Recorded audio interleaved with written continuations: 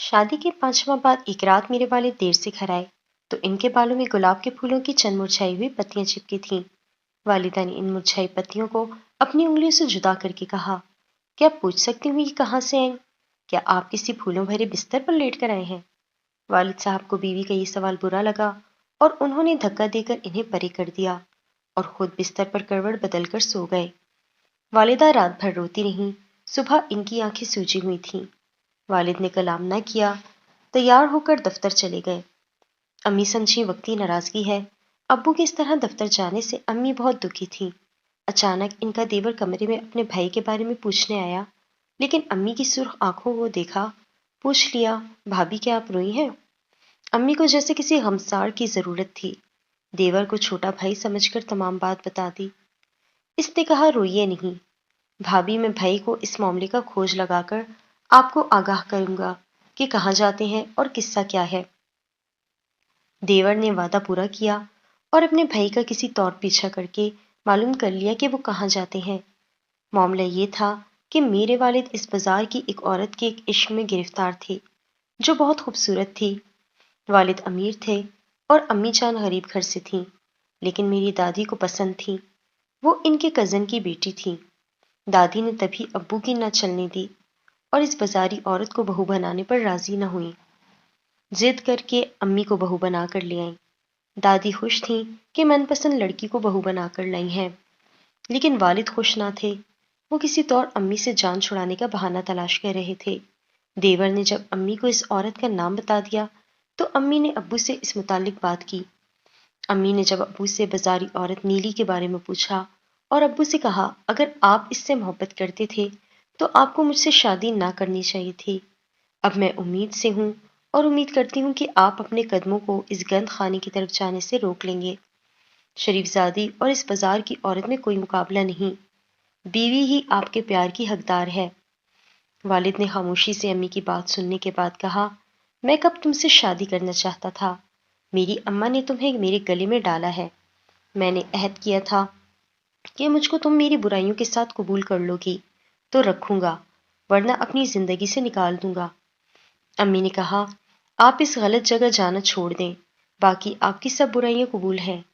ابو نے غصے سے امی سے کہا، تم کو چھوڑ سکتا ہوں، اس جگہ جانا نہیں چھوڑ سکتا، لیکن مجھے یہ بتاؤ کہ تم اس جگہ اور اس عورت کے بارے میں کیسے جانتی ہو؟ اس بازار کی معلومات اتنی تفصیل کے ساتھ تم جیسی شریف زادی کو کیسے حاصل ہوئی؟ والدہ خاموش ہو گئیں کیونکہ دیور نے قسم دی تھی کہ بھابھی، آپ کے شوہر کے بارے میں تمام معلومات حاصل کر کے دوں گا، لیکن میرا نام نہ لیجیے گا، ورنہ بھائی بڑے ظالم ہیں، مجھے زندہ نہ چھوڑیں گے۔ دیور نے امی سے سچ کہا تھا، اس بات کا ثبوت ان کو مل گیا۔ میرے والد نے میری ماں کے سر پر برقع ڈالا اور اپنے چھوٹے بھائی سے کہا، جاؤ اس کو اس کے باپ کے گھر چھوڑ آؤ۔ امی ہی نہیں، ان کی ساس اور دیور سبھی یہ سمجھے کہ اکرم اس وقت غصے میں ہے، چند روز بعد غصہ ٹھنڈا ہو جائے گا تو ہم جا کر عارفہ کو لے آئیں گے، لیکن ایسا نہ ہوا۔ والد تو امی سے جان چھڑانے کا بہانہ ڈھونڈ رہے تھے، وہ امی کو لینے نہ گئے۔ گھر والوں کو بھی منع کر دیا کہ ہرگز مت لانا، ورنہ اس عورت کو دوبارہ نکال دوں گا۔ بڑھاپے میں بیچارے نانا ابو پر تو جیسے قیامت ٹوٹ پڑی۔ وہ داماد کے پاس گئے اور سبب دریافت کیا تو انہوں نے سسر کو یہ کہہ کر دھتکار دیا کہ تمہاری بیٹی کا اس بازار سے کیا تعلق ہے جو وہ وہاں کے بارے میں اتنی معلومات رکھتی ہے، یہاں تک کہ وہاں کی عورتوں کے نام تک جانتی ہے۔ ایسی عورت کو میں نہیں رکھ سکتا جس کو اس بازار سے اتنی آگاہی ہو۔ بیچارے نانا ہکا بکا منہ تکتے رہ گئے اور والد نے امی کو طلاق دے دی اور کہا کہ وہ اب بھولے سے بھی میرے گھر میں قدم نہ رکھے، ورنہ بری طرح سے پیش آؤں گا۔ امی نے پھر بھی دیور کا نام نہ لیا کیونکہ وہ بیچارہ بھائی کے خرچے پر پڑ رہا تھا، اس کا مستقبل تباہ ہو جاتا۔ اس نے بھی نہ بتایا کہ میں نے بھابھی کو آپ کے کرتوتوں کے بارے میں معلومات فراہم کی تھیں۔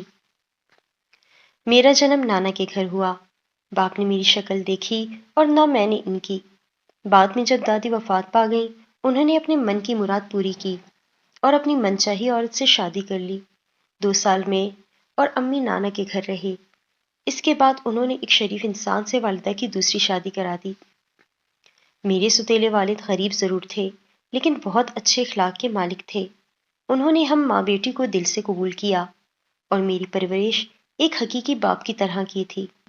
کبھی مجھے یہ احساس نہ ہونے دیا کہ میں ان کی اولاد نہیں ہوں۔ وہ مجھے اعلیٰ تعلیم دلوانا چاہتے تھے، مگر غربت آڑے آ گئی اور میں صرف پرائمری تک تعلیم حاصل کر سکی۔ 16 برس کی تھی جب انہوں نے میری شادی اپنے بھانجے سے کرا دی اور 1 سال بعد ان کا انتقال ہو گیا۔ میری ساس اپنی بھابھی یعنی میری والدہ سے جلتی تھیں۔ وہ بالکل اپنے بھائی سے مختلف عورت تھیں۔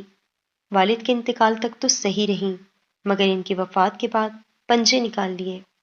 وہ مجھے ماں سے ملنے نہ دیتی۔ ان کو آنے کی اجازت تھی اور نہ مجھے ان کے پاس جانے کی۔ وہ بیمار تھیں، مگر میں ان کی عیادت کو نہ جا سکتی تھی۔ صرف اس دن کی اجازت ملی جس روز امی کا انتقال ہو گیا۔ اب میرا اس دنیا میں شوہر کے سوا کوئی نہ تھا۔ وہ بے شک بہت اچھے انسان تھے، لیکن اپنی ماں سے بہت ڈرتے تھے۔ میری ایک نند تھی، وہ غلط چال چلن رکھتی تھی۔ ساس سارا دن پڑوس میں پھرتی اور جب میرے شوہر اور سسر گھر پر نہ ہوتے، نند پڑوس کے لڑکے کو بیٹھک میں بلا کر باتیں کرتی۔ مرد شام کو آتے، ان کو کچھ خبر ہی نہ ہوتی گھر میں کیا ہوتا ہے۔ ساس کے ڈر سے میں زبان نہ کھولتی تھی۔ شوہر کو بتاتی تو ان کی ماں میرا جینا دو بھر کر ڈالتی۔ خاموشی میں ہی میں نے اپنی عافیت جانی، یہ سوچ کر کہ جو جیسا کرتا ہے ویسا بھرتا ہے۔ میں نند کی چگلی کر کے بری بنوں گی تو کہاں جاؤں گی؟ ایک روز دوپہر کا وقت تھا، میں کچن میں کھانا بنا رہی تھی کہ میری نند بھاگی ہوئی آئی۔ بولی، بھابھی مجھے چھپا دو، ابا اور بھائی آ گئے ہیں۔ میں کچھ نہ سمجھی، وہ بکھلائی ہوئی تھی۔ میں نے اس کی حالت دیکھ کر اس کو اپنے بیڈ روم میں چھپا دیا۔ تبھی سسر اور شوہر کے کسی کو گالیاں دینے کی آوازیں آنے لگیں۔ دوڑی بیٹھک میں گئی، وہ پڑوسی کے لڑکے کو دونوں مل کر مار رہے تھے۔ میں یہ دیکھ کر خوف سے کام گئی اور میں نے ان کو روکنا چاہا کہ کہیں مار ہی نہ ڈالیں۔ میرے بیچ میں آنے سے لڑکے کو بھاگ نکلنے کا موقع مل گیا، اس کی جان بچ گئی۔ اب سارا غصہ سسر اور شوہر نے مجھ پر نکالا کہ نینا اگر بیٹھک میں لڑکے کے ساتھ تھی تو تم کہاں تھی؟ تم تو گھر میں تھیں۔ انہوں نے گھر میں اسے ڈھونڈا، کیسے بتاتی کہ وہ کمرے میں میری الماری کے پیچھے چھپی ہوئی ہے۔ بالآخر انہوں نے اسے ڈھونڈ نکالا اور گھسیٹ کر باہر لائے۔ کس نے تمہیں یہاں چھپایا ہے؟ وہ بولی کچھ نہیں، مگر ہاتھ سے میری جانب اشارہ کر دیا۔ وہ تو پہلے ہی غصے میں آپے سے باہر ہو رہے تھے۔ سارے الزام مجھ پر دھر دیا کہ میں اپنی نند کو اس لڑکے سے ملاتی ہوں۔ میں نے لاکھ کہا کہ ایسا نہیں ہے، مگر وہ نہ مانے۔ میری خاوند نے کہا، اگر تم میری بہن کے اس کھیل میں شریک نہیں تو پہلے مجھے کیوں نہ بتایا کہ پڑوسی کا لڑکا گھر آتا ہے اور بیٹھک میں نینا سے ملتا ہے؟ تم نے اسے اپنی الماری کے پیچھے کیوں چھپایا؟ اصل میں تم ہماری عزت کی دشمن ہو۔ ابھی یہ قصہ چل رہا تھا کہ ساس آ گئیں۔ وہ بھی چلانے لگیں کہ اسی نے میری بچی کو خراب کیا ہے۔ یہ اگر ساتھ نہ دیتی، اس کی پردہ پوشی نہ کرتی، کم از کم مجھے ہی بتا دیتی تو آج یہ تماشا نہ ہوتا۔ بھلا میں کیسے بتاتی اس ڈرائن کو جو مجھے کچا چبا جانے کے در پر تھی۔ ساس کو موقع ملا تھا تو اس نے مجھے اسی وقت گھر سے باہر نکلوا دیا۔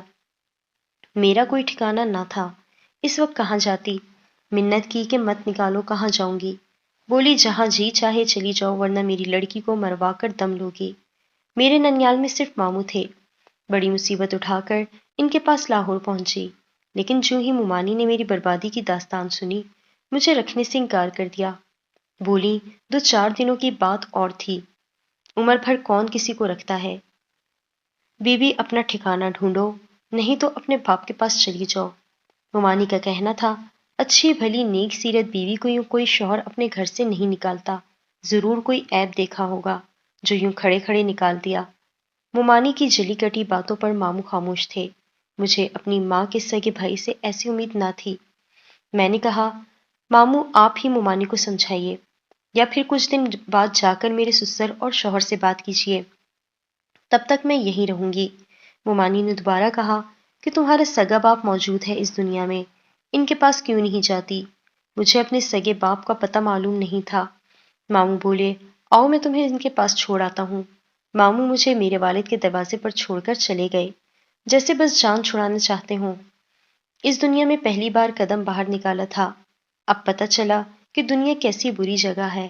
تب سوچا تھا کہ باپ تو پھر باپ ہوتا ہے، خواہ کتنا ہی سخت دل کیوں نہ ہو، مجھے دیکھ کر گلے لگا لیں گے۔ آخر کو میں ان کا ہی خون ہوں، ان کی اولاد ہوں۔ یہ گمان بھی خواب و خیال نکلا۔ سامنے سوتیلی ماں بیٹھی تھی، پوچھا کون ہو، کیوں آئی ہو؟ میں نے بتایا کہ اکرم کی بیٹی ہوں۔ میری ماں کا نام عارفہ تھا، جو ان کی پہلی بیوی تھی۔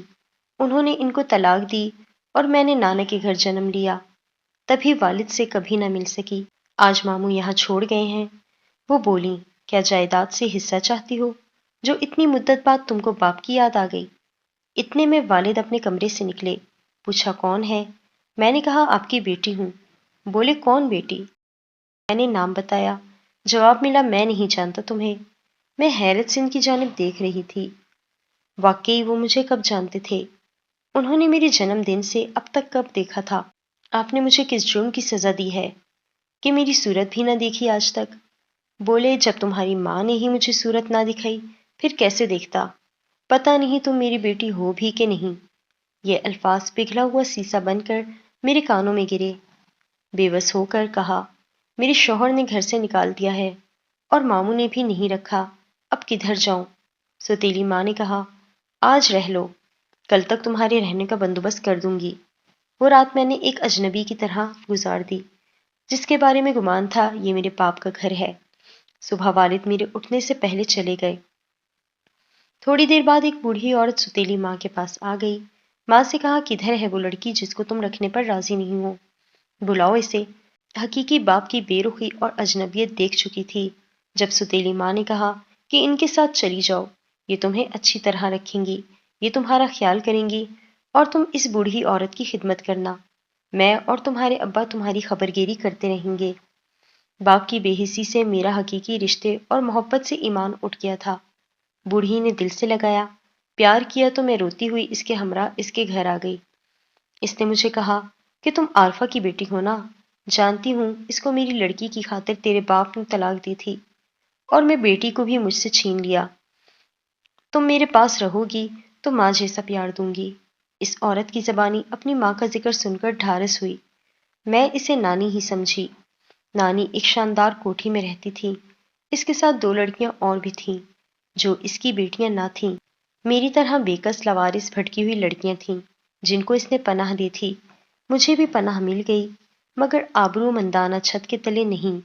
گناہ کی دلدل میں بسنے والی یہ ایک بوڑھی نوجوان لڑکیوں کی کمائی ہوئی دولت پر عیش کرتی تھی۔ وہ بھی جوانی میں یوں ہی بھٹک کر اس بازار تک آ گئی تو عمر بھر کے لیے گناہ کی قبر میں اتر گئی۔ اچھائی اور برائی کی اقدار مٹ چکی تھی۔